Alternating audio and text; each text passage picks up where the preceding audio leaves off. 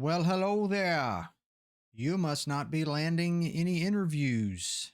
You're applying to jobs and not hearing anything back. It's the old resume black hole, as they call it. I have a very bad feeling about this. I'm sorry about that. You're not alone, but here's all the reasons why. I don't want you to get upset. I don't want this to be too heavy, right? I'm just trying to give you the raw information. I've been in recruiting 12 years.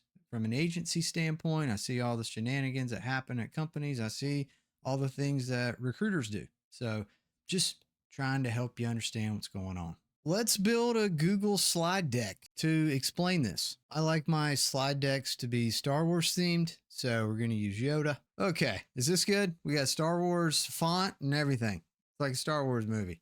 Here we go. Why you're not hearing back from your job applications. Reason number one, the job posting is for pipelining purposes only. A lot of companies do this. The job isn't real yet. It might be. They might need to hire for this skill set. So they throw a posting up just to collect resumes until they might have that need come up. It may never come up. So you may be applying to a job that doesn't exist and won't exist ever. Reason number two, it could be a duplicate posting. How am I going to describe this? Let me draw a picture. So let's say you've got the company here and they've got the job posted on their website, right? Well, they probably have some type of job board distribution. So they're going to have it posted on quite a few other sites as well. Maybe it's on LinkedIn, Career Builder, on Indeed, and ZipRecruiter. They've got it posted everywhere, right? Well, then they might also have a couple of recruiting agencies that they're working with. Let's just say they're working with just two vendors, right? We'll be conservative. We got the two vendors here that they're also partnering with for recruiting, kind of like agencies like myself. Well, we're also going to post it. So you've got the company posting it and then you've got two agencies posting it. Then that's just assuming that the recruiting agencies that they're partnered with only has one recruiter there doing the postings. What if they have two team members working on it? Here it is. I think I messed with it enough. I'll never do this again. Here's basically how it would work. Two recruiters at the agency. They both have it posted. And just keep in mind, this could be duplicated again. But yeah, so all these postings all for the same job. And what if it gets put on hold? Then what happens? I got a bad feeling about this. Another thing, sadly, that's happening a lot is companies are going into hiring freezes. What they forget to do, though, is take down all their job postings. I see it all the time. They just leave them up because they don't want the optics of the whole market thinking that they're not hiring anyone, and it's just kind of a mess. Or they just leave them up for pipelining. But there's not a real job. Everything's on hold. Number four, layoffs. It's possible that the person who originally posted the job that you applied to, they might have gotten fired. That talent acquisition person, the recruiter, they might not even be there anymore to take the posting down. It's just sitting there. It's like a spaceship where the engines have died and it's just floating out to space. No one's there to help. That could be the job you applied to. Another reason is timing. The process for hiring tends to happen in batches, right? You screen through the applicant pool or the submissions. You pick out the ones that you like. You get 3 or 4 or 5 into the interview process, and then you move on to something else. You move on to a different role. So all the rest of those candidates who weren't selected or rejected at that moment, it just goes dormant for maybe a month, 2 months, until all those people go through the interview process. Maybe they make an offer to someone, they decline the offer, back to square one. Now we're going back. We're going to pick another 3 to 5 candidates, book them for interviews. Now it goes dormant again. So you get these small windows of time where they're actually looking at the people who apply to see who they want to interview. And it's all about timing. Now, all of those things are completely out of your control. Here's one that's only partially in your control, is parsing mistakes into the grid view. The grid view. You may not know this, but your resume may not even be looked at all because most of the rejections happen in the grid view. Let me show you what I'm talking about. Here it is. Here's the grid view in my software. It's called Recruiter Flow. Without looking at anyone's resume, I can just basically see that the software has parsed their title, their most recent company name, their location, and then contact details. You can be rejected just based on these three items. Part of the problem is parsing from your resume. Some folks make their resumes way too unique and fancy and crazy formatting with pictures and text boxes. And sometimes the software doesn't parse the right information. So you're knocked out because it didn't pick up the right job title in the most recent company because it couldn't find it on the page. Your resume is made in Canva and it doesn't even know how to read that. And that's why you want to use a really basic resume template with nothing fancy in there. Let me show you the template. Ta-da, here it is, my favorite template, Hyperdrive Recruiting. That's my agency, right? Hyperdriverecruiting.com. Check us out. But what I suggest doing is putting your job title right below your name. Always use the job title, ideally the job title of the job that you're applying to as well. You want it to match. You want to use it again right here. And then I would also suggest when you're listing out your jobs, use the company name first, then the job title. It helps for parsing purposes, but it's not guaranteed. There's a lot of reasons why I like this resume template, and I'm going to go into it, but just making sure that the job title is super easy to find and there's not a lot of fancy formatting here on this resume. Basically have just this line. Otherwise, it's just bold and tabs. That's it. That's really it. That's all you need. Also have a version of this resume that I did for a stormtrooper. I'm going to send this to everybody. You can have this, but just gives you an example of what I'm talking about whenever we list the title up here and who you worked for, right? It's just it's for fun, right? But it helps as an example. So number 8, skill set mismatch, right?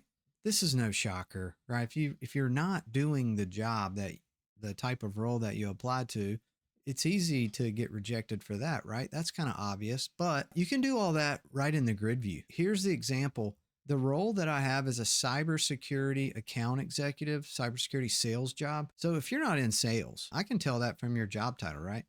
This guy, cybersecurity analyst, not going to be a fit. Manager of security engineering, not a salesperson. Manager of security operations, not a salesperson. IT service desk technician, not a salesperson. It's no secret for recruiters that 95% of the people who apply to jobs are not a fit. I'm going to eliminate 95% of these applicants for one reason or another. And you'll see, because I've got a big list here. Nowadays, most of the time, whenever you are trying to screen through the applicants that you get, I mean, you can put a posting up for a day and a half, 2 days, and you got 500 applicants. It's a lot. I mean, if you leave it up for a whole week, you're definitely going to have 1,000. And it's just a lot to get to all those and screen through all those. So most talent acquisition people barely even leave the grid view at this point. Number 9 reason, lack of industry experience. This is paramount. Like, I don't think people put enough weight on the industry experience requirement. Most companies, they want candidates coming from their competitors or candidates that at least have a couple of years in their industry. Nobody wants to do any training. They want people who can come in and hit the ground running from day one. So if you've never sat in their industry and solved some of the problems that they're having already, if you're an outsider coming in from scratch, they're probably just going to pass. Unfortunately, that's kind of how it is these days. All right, here's another number 9. Sorry, I got my numbers mixed up there. Another reason is location mismatch due to return to office mandates. Almost every company is returning to office, at least on a hybrid basis. So if you're applying from another city or another state, a lot of times they're just not even going to attempt to reach out to you because they would rather pull from the local market, someone who doesn't have to relocate. The chances of relocation these days are kind of low because there's a lot of barriers, right? Inflation's gotten so bad, interest rates are so bad. Trying to sell your house and buy another house or leave your apartment, you're locked into a lease. There's just so many reasons why companies would just kind of want to avoid that and focus on local talent. The way that I tell people to try to get around that sometimes is if you're applying to a job in another city and state, it's okay to put that city and state right on your resume, right up here. which is another thing I would never leave off your resume, by the way. Always add your city, state, zip code to be safe. You don't need your full address, by the way. I see a lot of candidates putting their full address on there. You just need the city and state. It's okay to put a different city and state on there if you're going to be moving there, right? If you're planning to move there with or without a job, then go ahead and advertise that you already live there. Just be upfront about it whenever you get on the phone with someone in an interview or an HR person or the recruiter. Just be upfront. Hey, I'm not there yet, but I am moving there on September 25th. We're already on the way. We're already house shopping, whatever it is. It's okay to make it look like you're already there so that you can at least get a call back. Number 10, missing tools or technologies in your resume. You might have them, but if you don't advertise them, then you might get passed over. So you got to advertise them correctly. I definitely advocate for that in this resume template where you would list the technologies at the top. You would also have a technology skills section in the middle right there. And then also at least list them once in every job where you used it in an environment section. You don't necessarily need an environment bullet point. You can list them sporadically in the other bullet points that you have in your resume. But if you list something up here in the technical skills section, like Python, for example, but it doesn't show up in any job anywhere, we think you just used it in college or something, or you don't actually have any experience with it. Maybe you tinker with it at home, but you have no professional experience with it. Professional experience with a tool or technology, it should show up in the job somewhere in your bullet points. Going back to the stormtrooper example, right? If I'm really strong at using the SE-14C blaster, if I'm amazing at that, I'm going to advertise it here. I'm going to advertise it again in my skills inventory section, and I'm going to make sure they know I used it in every job that I had with the Galactic Empire. See what I'm saying? It's okay to repeat this. You actually want to repeat it a lot of times so it increases your relevancy score for the job that you're a really good fit for. If I may, this is someone that I encountered today, and I gave him some feedback that is in relation to exactly what I'm talking about right here. So if you notice, they're a software engineer, they're a .NET developer, but you really can't see that in the top of their resume. It's not anywhere here. It's nowhere in this job. So I don't know what the tech stack is for this role. It lists it once here. So I'm guessing this is a .NET developer, but I'm not sure because down here at the very bottom where the skills inventory is, it mentions Python and R.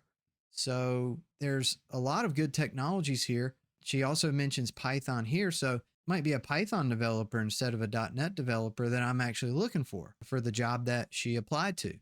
So we updated the resume, and I'll show it to you here. Hang on a second. Here is her new resume. So she's advertising full stack .NET at the very top of her resume. She moved her skills section up here and also showcasing .NET 8, Angular. So now we see her tech stack in her most recent job. Also in here, this particular job was never a problem. This was good. And also I suggest putting your education down at the bottom of your resume, not at the top, and making sure your skills inventory is right underneath your summary. This resume right here is approved and good to go. Okay, number 11, lack of professional experience in a similar role. If you've only done freelancing, or you've only done side projects, or you've been an entrepreneur running a company that was stealth startup or whatever, or you've just done some academic projects, that doesn't count as professional experience. Professional experience is employed at a company that exists and you can find on LinkedIn. The dead giveaway is typically on LinkedIn. If we pick on my profile for a minute, you can kind of tell the companies that I've worked for are real companies because they actually have a picture in this little box right here. JobBot, Hyperdrive, Experis, Etain Group, right? They're real companies, but sometimes the box is empty like here, right? So it's not to say the company's not real. It's just strange that they wouldn't have a LinkedIn profile with a real picture there. LinkedIn's such an important place to be. If it was a real company, why wouldn't this have a logo here? But the point is that most companies are only going to count the professional experience. They won't count freelancing, unfortunately. And they also want that experience to be in that specific role, right? If it's a full stack developer, right, you might have 10 years of IT experience, but the first 7 years were on the help desk or some other type of role, a business analyst, or you might have been doing QA testing, and you might only have 3 years there of software engineering. So they're really only going to count that 3 years, not the 10 that you have total. Number 12, job hopping. You want to be very careful in your career. Be mindful of your average tenure, the average amount of time that you spend in a job, right? Because history, oftentimes it repeats itself. So you can tell kind of how you're going to treat a new employer based on how you've treated the employers in the past. It's not 100% guaranteed. It's just oftentimes it's a pattern, right? You have to be very careful. Protect your average tenure. You want it to be at least 2 years, right? If it dips down below 2 years, you're at risk of being seen as a job hopper, especially if you change jobs every year. It's even worse if it's every 6 months. I mean, at that point, you might have doomed yourself to where you can only be considered for short-term contract jobs. So you don't want to do that. And here's another thing to keep in mind about job hopping is hiring managers are often very hypocritical of noticing a pattern of job hopping in other people's resumes and the candidates' resumes. You may look at their resume, their background on LinkedIn, and see that they have hopped around, but they're going to ignore that because that doesn't matter. Their standards are higher for anyone joining their team. And you got to be careful about calling that out too, because yeah, I've been in trouble in the past. So I hold my tongue on that now. And I've even worked with some talent acquisition managers where their standards for average tenure is like 4 years, right? And their argument was, hey, if they're not staying at the company for 4 years, there's really nothing strategic. There's no initiatives that they can see through to the very end. So we're going to need at least 4 years to see the results of some of their work. Otherwise, they're just kind of leaving before they accomplish anything. Number 13, red flags. Now, job hopping is a red flag of its own, but there's a lot of other red flags on a resume. Now, notice here for every job, I'm going to use the month and the year every time. I'm always going to use the month and the year. Now, if you don't, this is a red flag, right? You're trying to hide a work gap. You're trying to just put you work there from 2023 to 2024, right? Does that mean December 2023 to January 2024? Is that really what happened? It's a red flag, right? Always advertise the month and the date. If you do have a work gap, just own it. You have to own it. Don't try to hide it. Unfortunately, having a work gap is very hard to overcome, especially if it becomes longer than 6 months. We're seeing that a lot now here recently. And because of all the layoffs that's happened in the past 2 years, I just want to point out the fact that the standards for job hopping now have kind of been lowered. People are more empathetic to the fact that there's been so many layoffs. So the hopping doesn't necessarily hurt you as bad right now in this market. When I see somebody who just started a job this year and then 7, 8 months later, they're already looking for a new job, I kind of know what's happening already before they even say anything. I get it, right? Their company's going through some uncertainty. They hired somebody 8 months later, they had to do a layoff. There's a lot more empathy now for that versus in the past. Another red flag is if your resume doesn't match your LinkedIn profile. If it looks like two completely different backgrounds, basically, it's not advertising the same jobs and the same dates and the same job titles, it's a red flag, right? You don't know which one to believe, and we'll just pass. It's too risky. Too risky. Another red flag is not putting your location on your resume. You hide your location, something simple as that, or you only use your first name and last initial or not your full name. It's just like, man, if you're going to hide something basic like that, what else are you hiding? Number 14, skill set confusion. If you're treating your resume like a brochure, it should be super obvious what your skill set is. And it shouldn't really advertise multiple skill sets that don't typically go together. And you got to be careful about your career path and the story that it tells as you go from when you graduated to your first job. Kind of needs to progress in the same storyline as opposed to zigzagging from one skill set to the other and trying to advertise that you're in sales, but you also do marketing, you also do video editing, you also can help out with systems administration. You really don't want to be a jack of all trades. You want to advertise this one skill set that you have that's kind of common in the market. If there's any reason for confusion, oftentimes it's just an easy reason to pass right there. It's like, wait, I'm confused. What is this? Is this person even in cybersecurity sales? Like, it says they worked at a restaurant. It says they're a day trader now. What's up with that? Just advertise one skill set. In the Stormtrooper resume example, if I at any point in time was a droid mechanic, or if I was a bounty hunter, I would not advertise that for a Stormtrooper job because it's irrelevant, right?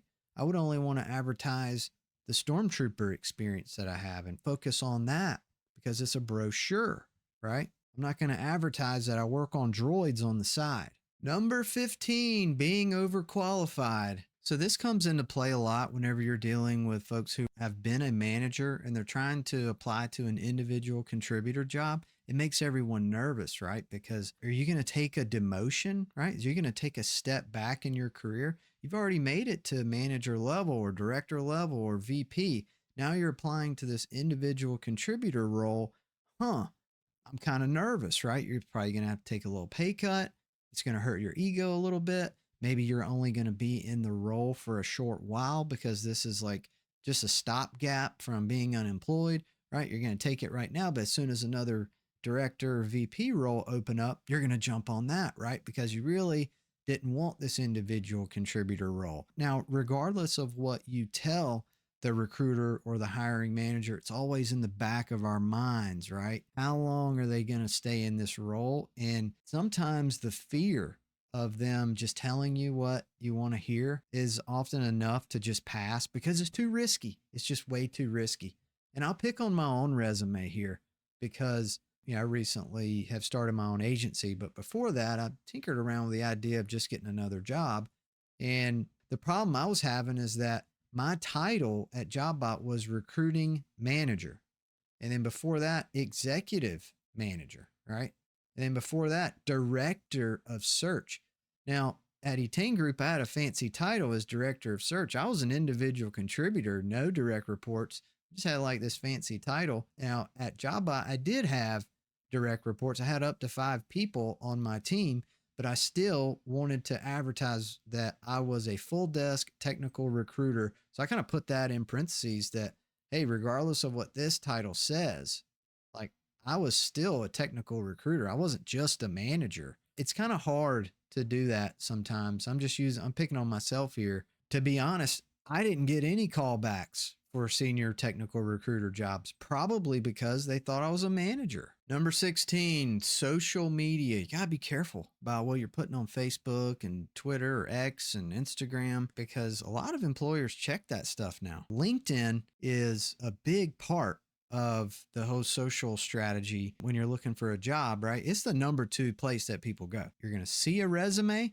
you're going to cut and paste their name into LinkedIn. You want to see their profile. It's like second nature now. So you definitely want to make sure you're taking advantage of all the features that LinkedIn has to offer. You can use Canva for free to make custom banners and stuff. Maybe you can't use some of their premium ones that are behind a paywall, but a lot of them work just fine and they're free. So you might as well have a fancy banner. You might as well take advantage of all this real estate here that's underneath your name. You can put a lot of text here. So you might as well advertise more than just your title at such and such company.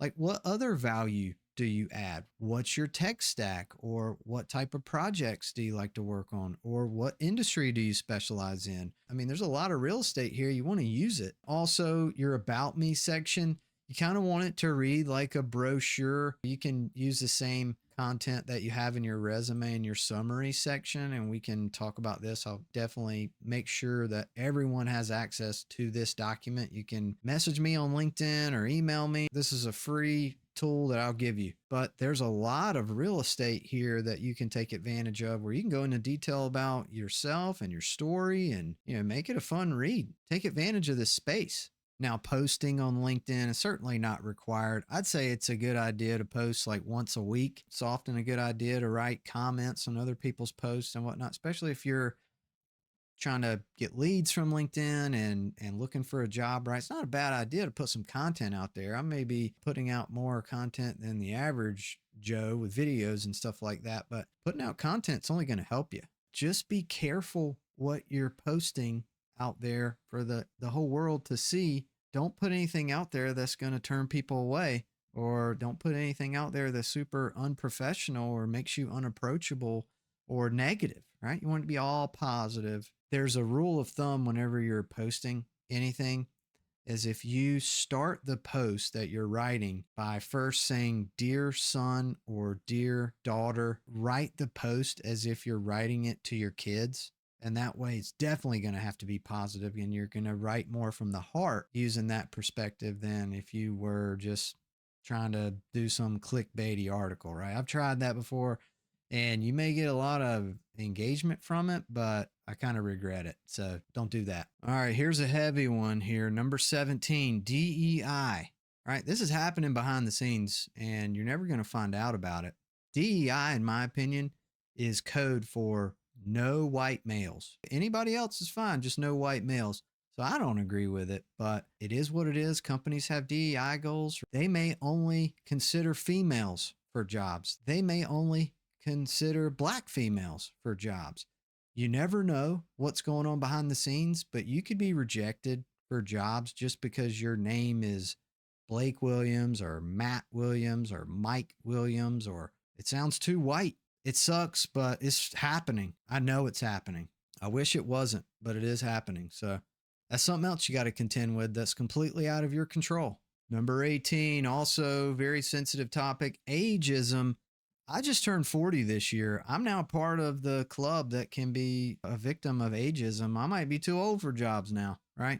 But the way to try to at least get around that so that you can at least land the interview is, whenever you're building your resume, anything that you did more than 15 years ago, just condense it down to a minimum amount of content. You really don't need hardly any content for stuff you did 15 years ago. You may even want to just wipe it off your resume altogether, right? I'm on the verge here. There may come a time when I don't want to advertise my graduation date from NC State because I'm too old, right? That's crazy, but ageism is real. I've seen it. And for the older folks, you got to do what you got to do. Number 19, culture fit, right? People want to hire people like them that have the same attitude, the same personality, mesh well with the team, whatever it may be. Sometimes it's as simple as your name. You can be eliminated in the grid view that I've showed you guys. You can be eliminated just because your name doesn't kind of match the culture fit of the company. Maybe they want to eliminate every Indian name on the list or just ignore them, right? Sometimes it happens, right? Same thing with DEI, right? They may ignore every white male sounding name on the list because they need a female. Your name can get you rejected, unfortunately. So there it is. That's my master class on why you're not hearing back when you apply to jobs. There's so many reasons, right? It's insane. How are you going to thread this needle? I don't know, but you can't give up. You're never going to get a job if you don't apply. So you have to keep applying. May the force be with you. Keep a positive attitude and don't think about all this stuff. Gear your LinkedIn profile, get it all nice and neat, the best you can. Tailor your resume for every job that you apply to. Now, on this ideal resume format, I recommend changing this top section for every job that you apply to, because you want to advertise the things that they want to see, right? I'm not saying make stuff up. I'm not saying advertise things that you don't actually have. But if you have a lot of skill sets and items to choose from, maybe you want to put the ones that it looks like they care about most right up top here. Before you apply to a job, you got to tailor this top part of your resume here. It's super important. And make sure your title isn't eliminating you from the role. And before you apply to a job, think to yourself, am I qualified for this role? Do I meet the requirements? Should I be applying to this job? If you're not sure, how's the audience going to be sure? There's no reason to be throwing Hail Marys out into all the resume databases, because that's why everything's so bogged down. That's why it takes so long to hear back, is because we're all so bogged down with all the applicants that we can't get to them all. There's too many. And everybody's throwing Hail Marys applying for jobs that they don't have the skill sets for, or they think they do, but they don't realize, hey, the industry is important for this role. We need somebody coming from our industry. You may have all the skill sets, but you've never been in our industry. So next, unfortunately, that's how it goes, right? Keep a smile on your face, stay positive out there. And I hope this was helpful. It's certainly spilling the beans out here. I'm trying, y'all. Don't get mad at me. I do offer career coaching and resume reviews, LinkedIn profile reviews. I charge a $250 fee for that, but I spend an hour, sometimes longer. It's pretty comprehensive compared to what you'll find on the market out there from other reps. And I've got 12 years in this business. I'm not making this stuff up. This is all stuff I've witnessed and learned the hard way. So take it from me. I'm trying to help y'all, but thanks for watching. Hope it was helpful. Cheers.